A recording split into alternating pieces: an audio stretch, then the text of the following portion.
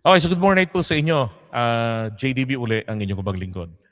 So, si Attorney Claire Castro, Waranjo, ito ho yung kanyang sinabi in relation to the another na naman doon, yung mga kabataan, di ba? Sa Zamboanga naman, yung ginawang Call of Duty, yung kanyang mga kaklase at guro at mga gwardya. Oh. So sabi niya ni Attorney, kasi ganito ho yung mga natege, ayan yung nangyari. Oh. Dalawang CQ, dalawang estudyante ng high school, no, ang dead ball. Tas may mga estudyanteng sugatan. Hmm. Yung salarin, fourth year senior high school, fourth year high school, magdi-senior, at top of the class. Di ba? So dalawang armas yung kanyang ginamit. No. Ang tatay niya ay nagtatrabaho sa customs.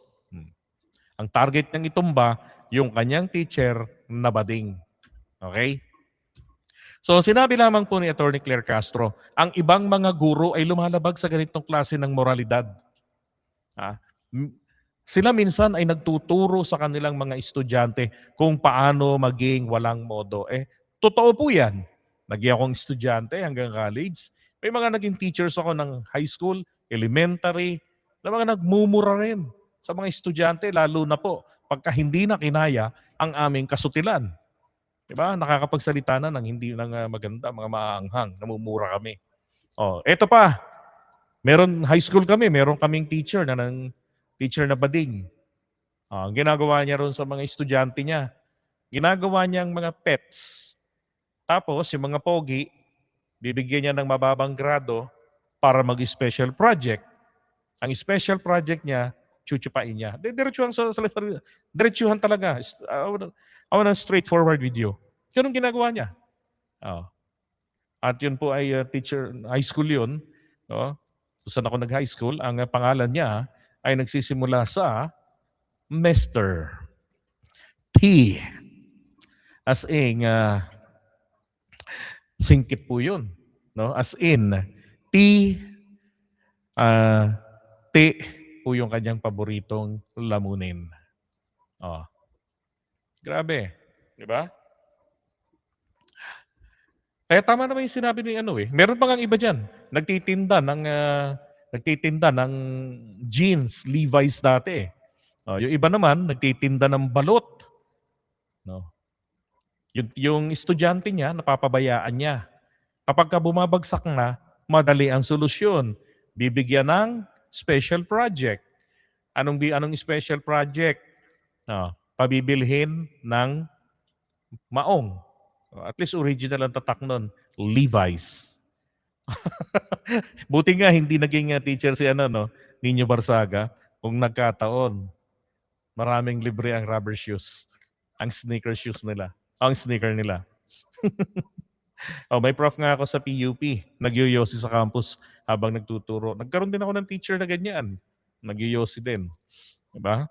Tama naman sinabi ni Attorney Claire Castro. Now, bakit naman po siya pinagmumura? Etong mga bobo o kaya naman po yung mga nagpaka-ob-ob lang din naman. No, napakadali pong unawain yung kanyang sinasabi. Pero talagang gusto lang nilang i-bash. Gusto lang nilang pagmumurahin si Attorney Claire. At ang pinakamatindi ho rito, ito, Harry Roque. Tingnan nyo, sabi niya, dahil anak at apo ako ng mga public school teachers, ikaw, Auntie Claire, at ang iyong bangag, ang iyong among bangag, ang mga salot ng lipunan. Bakit ganyan ka, walang modong bading? Apo ka pala at anak Ito pa si Daryl din, sabi niya, ang tatay at nanay ko ay parehas retired public school teacher. Kaya naman, ang ina mo, Attorney Claire Castro. Di ba, grabe. May bumara ngayon, eto. Isang kabataan, totoong kabataan, no? Si Akla matanda na yun. Ito, totoong kabataan, sabi ni Jermaine Marasigan. Retired teacher pa lang magulang mo, Akla. Tinuruan ka ba nilang magmura? Kung oo, tama pala si Claire Castro. Baklang DDS ka na nga, wala ka pang modo. Di ba? Tama naman Ay, correct. Merong teacher dun sa Davao, yung alam ko yung lalaki, di ba? Yan yata yung ano yung nag-public apology. Ito ho pala kasi yung nangyari, no? Buti may nag-post ng ganito. Ang sabi ni Ira Jalani, para sa ikatatahimik ng lahat at tumigil na sa paniniwala sa mga fake news.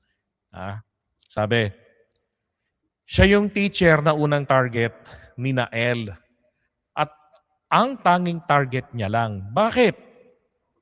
Yung teacher lang pala dapat. Dahil binuli at pinahiya niya si Nael Jalani. Uy, pareho sila ng apelido magkapatid yata ito. O baka nanay. No? Magkano-ano kaya sila? Balikan natin. Sabi siya yung teacher na unang target ni Nael. At ang tanging target niya lang. Bakit? Dahil binuli at pinahiya niya si Nael Jalani sa harap ng class niya. Ginawang katatawanan ang bata na may autism. Shit! Yari kang teacher ka, patay ka tuloy, buti naman. Oh. Si Nael ay isang mabait na bata, pero nasira ang mental health.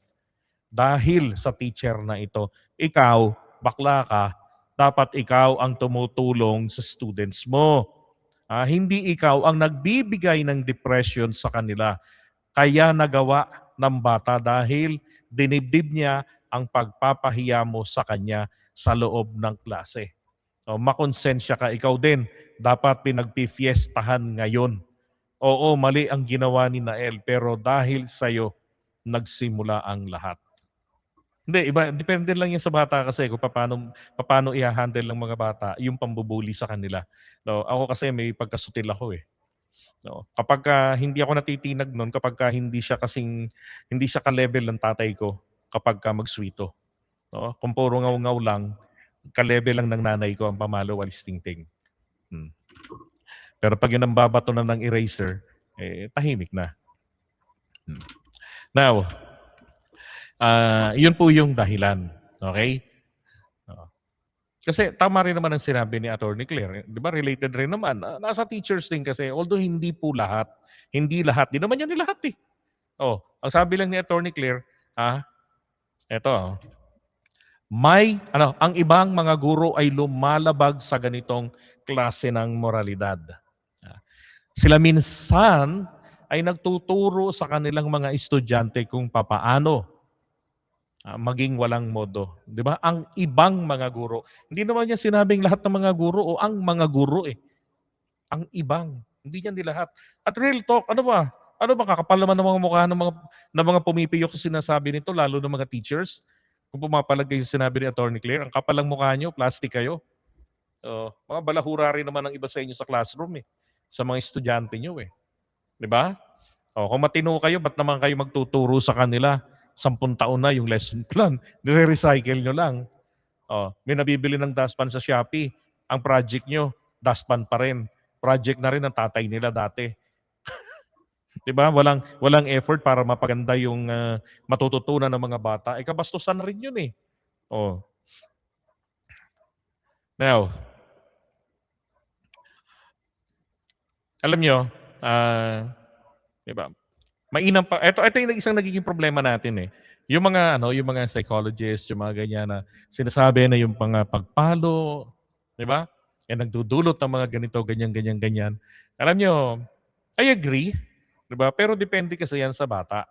Depende yan sa kultura ng kanilang pamilya. Now, tignan nyo. Sabi dito sa Mindanao ito. Ito pinakita ni Attorney Claire mismo sa eskwelahan. 'Di ba? Sabi talagang alam na alam ng mga bata. Describe the president. Ba, 'di ba? 'Di ba? Tapos napapanood pa 'yon. Sipin yung mga katarantaduhan na 'yan sa eskwelahan. Sabi rito, nagkakaroon ng misconception, misinterpretation, misunderstanding. Sabi niya. Hindi katanggap-tanggap para sa mga kabataan ang magsalita ng ganito. Diba? Kasi nga, ito, sabi rito, Palace Press Officer Claire Castro brings up the heckling of students against PBBM during his visit to Davao City. Di ba merong mga yung nasa nung papunta siya dyan sa may helicopter? Ano yung mga sinasabi nila? Bangag, sana mamatay ka na, mamatay na kayo. Di ba? Kaya nga, mismo yung eskwelahan, no, yung teacher ay nag-public apology. Kasi kahihiyan naman sa kanila yun. Isipin nyo pati estudyante, dapat nga sinuswito nila yung tinuturo nila eh. Na hindi nyo dapat pinagsasalitaan ng kahit na sino na mas nakakatanda sa inyo. Alam niyo sa eskwelahan, common yun eh. O yung problema, teacher mismo nariringgan din ng ganon. Bakit? Politicized kasi. Di ba? Panatiko pa. Naku po, pagka panatiko, wala na. See no evil, hear no evil ang mga yan. Oh. Saan yan? Sa Kalinan High School. Oh, yun yung pa yung lugar na pinuntahan ni PBBM, yung may pabahay. Di ba? Mhm. Grabe naman yung mga yung mga nagmura-mura lalo na itong laos na direktor. Mga kabayan. Ah, sa pagtuturo sa mga bata, mainam sundin natin yung nasa Biblia. Kalooban naman ng Diyos yan eh. Di ba? So binabanggit po rito, ang sabi diyan sa Kawikaan 13:24, ang nagtitipid ng pamalo o maging generous kayo ng pamalo. Dapat ganun ko rin. Maging generous ka sa pamamalo. Bilang kita ng latigo mamaya. Ang nagtitipid ng pamalo ay puot sa kanyang anak. Ngunit ang umiibig sa kanya ay maagang nagdidisiplina. Ibig sabihin, habang bata pa, ay ididisiplina na yung bata. Hindi mo kasi pwedeng disiplinahin pag gurang na. Lagi ang halimbawa ng tatay ko kay nanay. Kailan mo pa yan tuturuan ng leksyon? Pag yan magulang na. Para ng sanga yan na baluktot, di mo na yan mauunat. Kailangan mo nang putulin yan. Ano ibig sabihin nun? Puputulin mo ng relasyon nyo bilang anak at magulang. Magiging na kayong magkaaway o magkapitbahay na lang. Di ba? Ito pa, Kawikaan 23:13-14. Huwag ipagkait ang saway sa bata. Ang wastong pagpalo ay nagliligtas sa kanya. Wastong pagpalo ho.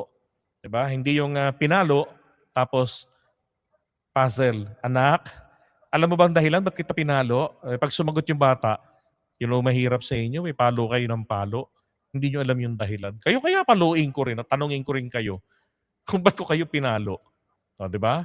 Dapat ipapaliwanag sa bata. Bawal mo itong gawin. Ito yung consequences na mangyayari sa'yo. Ngayon, para mapigilan yan, maiwasan yan, meron kang parusa kapag ginawa mo yun.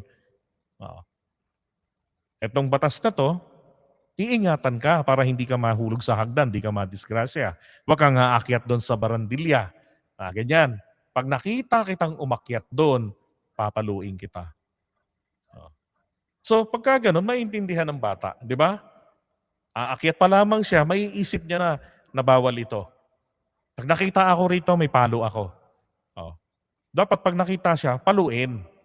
Hindi yung first warning, nakita ulit, third warning, hanggang 10th warning, 100th warning, wala na mangyayari sa inyo. Paglabas ng bata sa lansangan, paglaki niyan, walang kikilalaning batas yan. Ang kikilalanin doon palagi, warning. Di ba? Laging gusto, pinagbibigyan. Hindi sila matututong magpakumbaba. Yung mga batas ng ganyan sa bahay, mga pagdidisiplinang binabanggit yan sa Biblia, yan ay simpleng pagtuturo sa bata na kumilala ng batas ng lipunan. Tingnan nyo ngayon mga kabataan, may footbridge, ano ginagawa? Mag-jaywalking. Pag nasagasaan, kasalanan pa ng driver. Di ba? Kawikaan 29:15, ang pagpalo at pagsaway ay nagtuturo ng karunungan. Para magkaroon ng karunungan, ipaliwanag ng maigi. Bakit may pamamalo? Bakit may consequences? Di ba? Ngunit ang pabayang bata ay nagbibigay ng kahihiyan. Kung pababayaan ng bata, magiging spoiled brat yan. Rito pa naman sa Pilipinas, pag sinabi ko ba, sa lugar namin, sa mga squammy areas, kapag sinabi hong spoiled brat yan, or nung araw sa mga tao ng 60s, Jeff Rocks, no, sa amin, nung mga 70s, 80s, spoiled brat. No? Social ang dating, spoiled brat. Tapos nag-iisip ako bakit salbahe yung kalaro kong spoiled brat? Sabi ng papa ko, ibig sabihin ng spoiled, bulok. Kita mo yung bugok na itlog? Spoiled egg? Sabi ko, okay. Bulok pala yung kaklase, kaya pala ganun yung ugali. Di ba? Yan dapat ang tinatandaan ng mga magulang. No. Number 1 po dyan, Kung hindi maka-Diyos ang magulang, at least naman sana may GMRC sa eskwelahan. Para pagdating nung panahon na sila naman ang magiging magulang, 'di ba? Matuturuan nila ng maayos yung mga anak nila. Eh anak ng putya, problema natin sa eskwelahan eh. GMRC agad eh. O kaya makita mo, elementary student, naka-makeup, maskiri pa sa teacher. 'Di ba? Naka-eyeliner, naka-lipstick. Oh, lapis pa lang ang ginagamit. May lip tint na sa bag. Ay, nako po. 'Di ba? Dapat inaano talaga, tinuturuan ng tama, sinuswito yung mga bata. Ay sabi, ngayon mga bata, sobrang bastos na yung grade 11 student. Sinapak niya ang isang pulis sa Bacolod dahil sinita sila sa paglalaro ng skateboard sa lansangan. O, di ba?